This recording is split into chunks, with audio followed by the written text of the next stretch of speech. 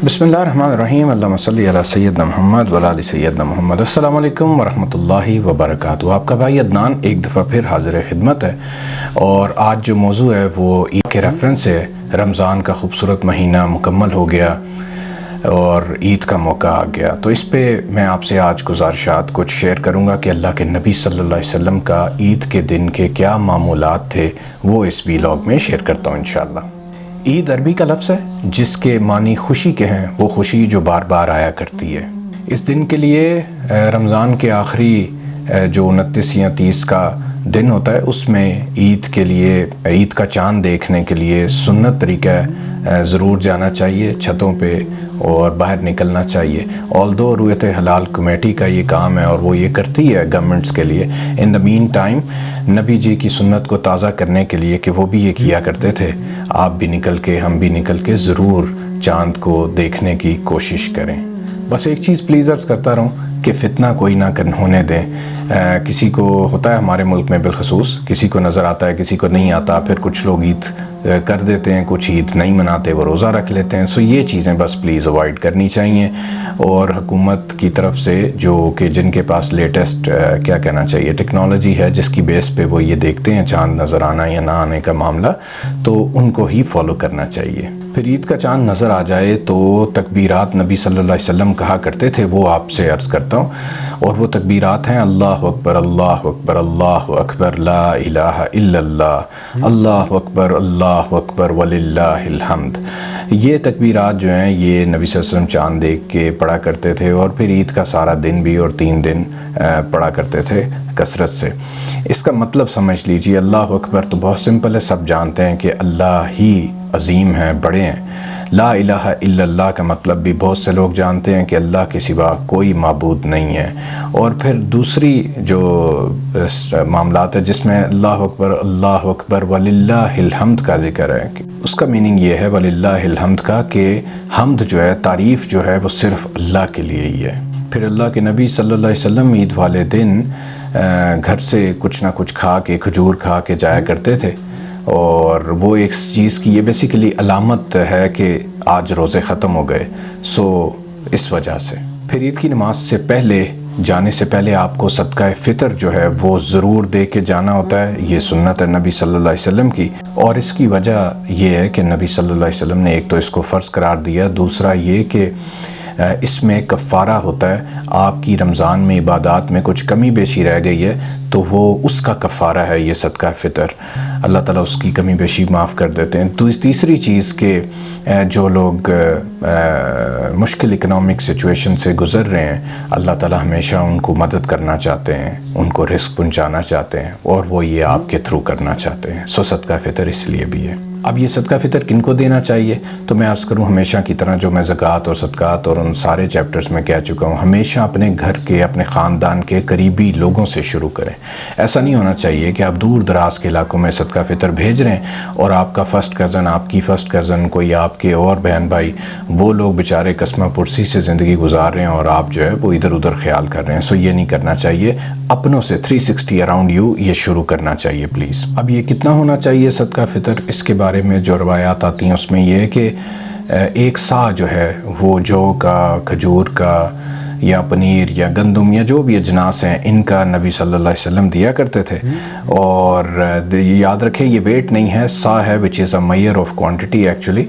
और जिसको कुछ लोगों ने, उलमा ने भी आज के दौर के में जो वाज़े किया वो 2.5 से 3 किलो जो है वो इन अजनास की क्वांटिटी का ज़िक्र किया है। तो आप एहतियातन जो है वो 3 किलो पर पर्सन के हिसाब से सदका फ़ितर निकाल दें। मिसाल 3 किलो खजूर कितने की आती है आपके दौर में, जिस दौर में आप ये वीलॉग सुन रहे हैं, उसकी इक्विवेलेंट जो अमाउंट है पैसे भी आप दे सकते हैं और अजनास भी दे सकते हैं। और ये याद रहे कि आपके घर में जितने भी अफराद हैं जो आपकी कस्टडी में आते हैं, वो کوئی بھی ہو سکتے ہیں اور کتنے بھی ہو سکتے ہیں، اس میں اگر آپ نے کسی یتیم کو اپنی سرپرستی میں رکھا ہوا ہے تو وہ بھی، ان کے لیے بھی پر ہیڈ آپ کو صدقہ فطر دینا ہوتا ہے۔ عید والے دن نبی جی کی سنت ہے وہ غسل کر کے جایا کرتے تھے صاف ستھرے ہو کے، اور صاف ستھرے اچھے کپڑے پہن کے جاتے تھے، اور یہ اس لیے نہیں ہے کہ یہ اللہ کو اس کی ضرورت ہے۔ میں آپ کو بتاؤں، آپ کا صاف ستھرا ہونا اور صاف کپڑے پہننا اور خوشبو لگا کے جانا جو کہ سنت ہے، یہ صرف اس لیے کہ آپ جب زمانے میں اوروں کے ساتھ گھلے ملیں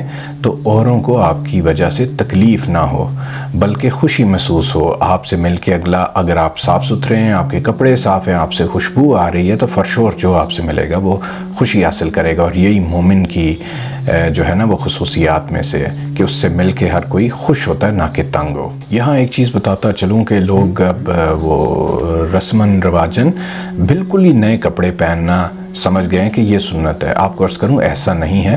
اگر آپ کے پاس کیپیسٹی ہے اور آپ بالکل نئے سوٹ سلا کے پہننا چاہتے ہیں، ویری ویل اینڈ گڈ، لیکن یاد رہے یہ فرض نہیں ہے، سنت نہیں ہے کہ نیا ہی سوٹ سلوانا ہے۔ اچھے صاف ستھرے کپڑوں کا ذکر ہے اور معاملہ ہے، اور بعض وقت بعض سفید پوشوں کو نہیں نصیب ہوتے کہ وہ ہر عید پہ نیا سوٹ سلوا سکے مثلاً فار ایگزامپل، تو اس لیے یہ نہ سمجھ لیں کہ یہ فرض ہے اور بہت ضروری ہے، یہ نہ ہوگا تو پتہ نہیں کیا ہو جائے گا۔ بہت نیا سوٹ ضروری نہیں ہے، ہو جائے بہت اچھا ہے، نہ ہو تو صاف ستھرے کپڑے امپورٹنٹ ہیں۔ پھر عید کی نماز نبی صلی اللہ علیہ وسلم عیدگاہ جا کے پڑھا کرتے تھے، بڑی جگہوں پہ، چھوٹی مسجدوں میں نہیں، اور یہ ظاہر ہے اسی لیے کہ ایک تو سبھی لوگ اس علاقے کے آپس میں مل لیں ایک دوسرے کو، جو کبھی کبھار ملا کرتے ہیں۔ مور اوور اجتماعیت جو ہے یہ اللہ کو پسند ہے، اور جتنی بڑی اجتماعیت، جتنا بڑا اجتماع ہوگا اتنا زیادہ اچھا ہے، اور اٹ شوز یہ مسلمانوں کی طاقت، پاور کو بھی شو کرتا ہے۔ پھر نبی صلی اللہ علیہ وسلم عیدگاہ پیدل چل کے جایا کرتے تھے، ان کے پاس سواریاں تھیں، وہ جا سکتے تھے سواری پہ، یٹ پیدل جاتے تھے، اپنے دوست احباب لوگوں کے ساتھ جایا کرتے تھے، اور اس کی بھی حکمتیں ہوں گی فار شور کہ لوگوں کو ملتے ملاتے جانا، حال احوال پوچھتے جانا۔ پیدل میں یہ چیز ممکن ہو سکتی ہے، سواری میں ممکن نہیں ہوتی، لیکن یاد رہے پلیز یہ کوئی ایسی چیز نہیں ہے کہ اب آپ اس کو اپنے پہ فکس کر لیں جی پیدل ہی جانا ضروری ہے چاہے 20 میل دور عیدگاہ ہو۔ تو اگر آپ کے گھر سے عیدگاہ بہت دور ہے، فار شور آپ سواری پہ ہی جائیں گے اور چلے جائیں، کوئی مسئلہ نہیں ہے، لیکن اگر قریب ہیں تو پیدل جانا سنت ہے نبی جی کی۔ پھر نبی صلی اللہ علیہ وسلم جب گھر سے نکلتے تھے تو یہی تکبیرات جو میں نے اوپر بتائی ہیں، اللہ اکبر اللہ اکبر اللہ اکبر لا الہ الا اللہ واللہ اکبر وللہ الحمد، یہ پڑھتے ہوئے جایا کرتے تھے۔ پھر نبی صلی اللہ علیہ وسلم عیدگاہ کے لیے جب گھر سے نکلتے تھے تو ایک راستے سے جاتے تھے اور عید کی نماز پڑھ کے دوسرے راستے سے واپس آتے تھے۔ کتابوں میں تو اس کی وجہ نہیں بیان کی گئی، لیکن سمجھ ایسے آتا ہے، واللہ عالم، دل یہ کہتا ہے کہ شاید وہ چونکہ رحمت للعالمین ہیں تو وہ ہر دو راستے اس لیے اختیار کرتے ہوں گے کہ سب کو ملتے جائیں، پوچھتے جائیں، حال احوال دیکھتے رہیں کون کس حال میں ہے، کسی کو مدد کی ضرورت ہے۔ اس لیے وہ دو راستے جو ہیں آنے جانے کے مختلف کیا کرتے تھے، شاید لوگوں کو ملنے کے لیے، دیکھنے کے لیے ان کے کیا احوال ہیں۔ اور دوسرا میرا گمان ہے، پتہ نہیں صحیح ہے غلط ہے، لیکن میں سمجھتا ہوں کہ لوگ رسول اللہ کو دیکھنے کے لیے ترسا کرتے تھے، گھر والے، نہ صرف مرد، خواتین، بچے، سبھی۔ اللہ کے نبی چونکہ رحمت للعالمین ہیں تو لوگوں کو، پیار کرنے والوں کو اپنی زیارت دینے کے لیے بھی وہ دو راستے اختیار کیا کرتے تھے، جانے کا اور آنے کا، اور کہ جن لوگوں کو جاتے وقت میں، جن کو نہیں نصیب ہوا مجھے دیکھنا، ان کو آتے میں نصیب ہو۔ اور کیا ہی خوبصورت بات ہے ان کی کہ وہ اللہ نے ان کو رحمت بنا کے سراسر بھیجا، اور وہ ہمیشہ ہر کسی کو خوشی دینا چاہتے تھے۔ پھر عید والے دن یاد رکھیں عید کی نماز جو ہے وہ 2 رکعتیں ہیں، اس سے پہلے اس کے بعد کوئی نوافل یا سنتیں نہیں ہیں جو پڑھنی ہوتی ہیں، تو یہ یاد رہے۔ پھر دوسرا یہ کہ عام طور پہ تحیۃ المسجد کے نوافل کا ذکر ہے کہ جب بھی جائیں تو وہاں تحیۃ المسجد 2 نفل پڑھ کے بیٹھیں، لیکن عید والے دن یہ نہیں ہیں۔ پھر ایڈیشنل آپ کو پتہ ہے عید کی نماز میں پہلی رکعت میں 7 ایڈیشنل تکبیرات ہیں اور دوسری رکعت میں 5 ہیں، یہ سب کو معلوم ہونا چاہیے۔ عید کی نماز پڑھنے کے بعد نبی صلی اللہ علیہ وسلم کی سنت ہے، اور صحابہ بھی یہ کرتے رہے کہ نماز کے بعد ایک دوسرے کو دعائیہ الفاظ کہا کرتے تھے، تقبل اللہ منی و منک، کہ اللہ تمہاری عبادت اور عبادات قبول، ہماری بھی اور تمہاری بھی قبول فرمائیں۔ پھر عید کے دن کے معاملے میں روزہ رکھنے کی بالکل سختی سے ممانعت ہے، اس دن رسول اللہ کبھی بھی روزہ انہوں نے نہیں رکھا، صحابہ نے نہیں رکھا۔ مختصراً یہ ساری وہ باتیں تھیں جو نبی صلی اللہ علیہ وسلم کی زندگی سے ملتی ہیں، ہم تک پہنچی ہیں۔ میری تمنا ہے، دعا ہے اپنے لیے، آپ سب کے لیے، کہ اللہ تعالی ہمیں ایسا کر دیں کہ نہ صرف رمضان میں بلکہ ہر روز، چاہے وہ عید کا دن ہے، کوئی بھی دن ہے، کس قدر خوشیوں کے دن ہیں یا غمیوں کے دن ہیں، ان میں ہم اپنے نبی کو نہ بھولیں، ہر وقت یاد ان کی رہے، ان کی اتباع رہے، ان کو فالو کرنے کی محبت من میں بس جائے۔ یہی وہ لوگ ہیں جو نبی سے محبت کرنے والے ہیں، یہی وہ لوگ ہیں جن سے اللہ تعالیٰ محبت کرتے ہیں، یہی فلاح پائیں گے دنیا میں، یہی پائیں گے فلاح آخرت میں۔ اگر آپ چاہتے ہیں سکسیسفل لائف گزارنا تو یہی طریقہ ہے رسول اللہ کے پیچھے چلنے کا۔ اللہ ہم سب کو توفیق دیں انشاءاللہ، اور بہت ساری عیدیں آپ کو نصیب کریں، مجھے نصیب کریں، ہم سب کو اپنی اتباع میں، اپنے فضل میں رکھیں اللہ انشاءاللہ۔ بہت خوش رہیں، دعا میں یاد رکھیں۔ السلام علیکم ورحمۃ اللہ وبرکاتہ۔